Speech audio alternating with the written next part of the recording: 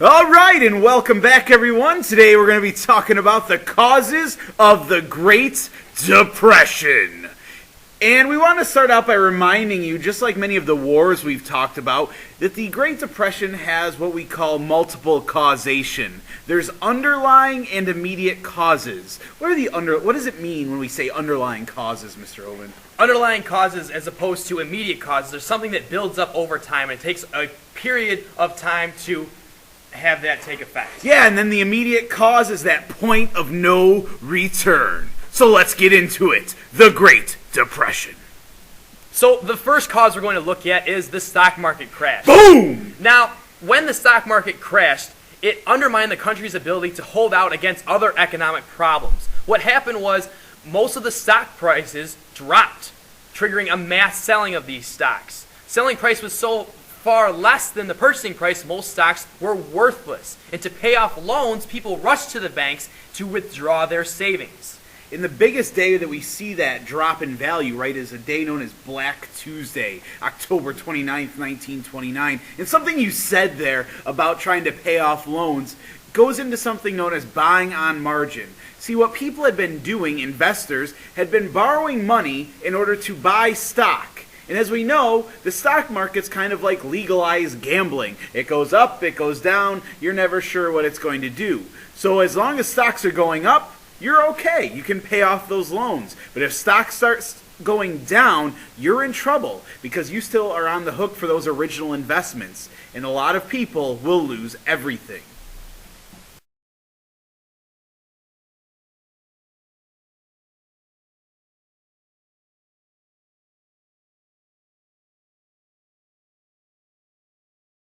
This crash, triggered by buying on margin, creates a panic throughout America. And as people are rushing to these banks looking to withdraw their life savings to pay off these loans, they're finding out that the banks do not have their money. That's a great point, Mr. Hoven, about people running to the banks. In fact, that's what it was called, is a bank run. People are lining up to take out those savings. And guess what? The bank only has so much money on hand. Loans were not being repaid, and banks did not have enough cash on hand, and 5,000 plus banks closed by 1932. And then, back then in the 1920s and 30s, when a bank closed, the depositors lost their savings. That's a great point as well. The big part of this is there was no insurance on the money that was put into the banks at this time. Therefore, if you went back at any time to gather this money, especially when the stock market crashed, there's no guarantee it will be there. Right, and a lot of people who are still alive today that were alive during the Depression lost all faith in banks, and I know my grandfather, up until the point when he passed away a few years ago, did not keep his savings in a bank account. So now that we've looked at the stock market crash and the bank failures as causes of the Great Depression, let's turn and look at another cause, which was overproduction and underconsumption. At this time during the U.S. history, more efficient machinery led to an increase of production of capacity factors for factories and farmers. That's right, and as a result, they were making too much. So much that people couldn't consume those goods or those foods. And some people had turned to installment buying, which is where the individual would buy a good and pay a small down payment while paying the rest off in monthly installments as time went on. Much like people do with their cars still nowadays. Some people do it when they go to a place like Best Buy. It's still a practice that's used. We just don't necessarily label it as installment buying all the time. And when all these goods being produced, there becomes too much of a supply and not enough demand. So when there's too much of a good available and not enough demand for it, prices will go down or people won't buy it.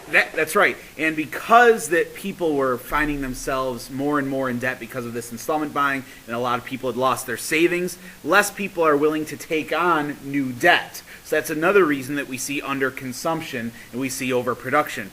It's a simple rule of economics, folks. There is too much supply and not enough demand. That leads to trouble, and what that will lead to as far as businesses and farmers go is unemployment will skyrocket. And that means we're going to face even more underconsumption as a result of the fact that people don't have money to spend. So all of these causes that we've talked about, stock market crash, bank failures, overproduction, underconsumption, will create a tornado or a downward spiral. It will continue to get worse. All right, like we said, when people lose their jobs, they consume less. So it is getting worse and worse and worse. It's building on itself. And Americans quickly turn to their politicians to ask, what will you do to get us out of this? And that's where we'll pick up next time when we talk about Herbert Hoover. The vacuum guy? No, not the vacuum guy. The president. The president. That's a little thing, if any of you have ever seen Home Alone 2 with Macaulay Culkin. Great holiday movie. I would recommend it.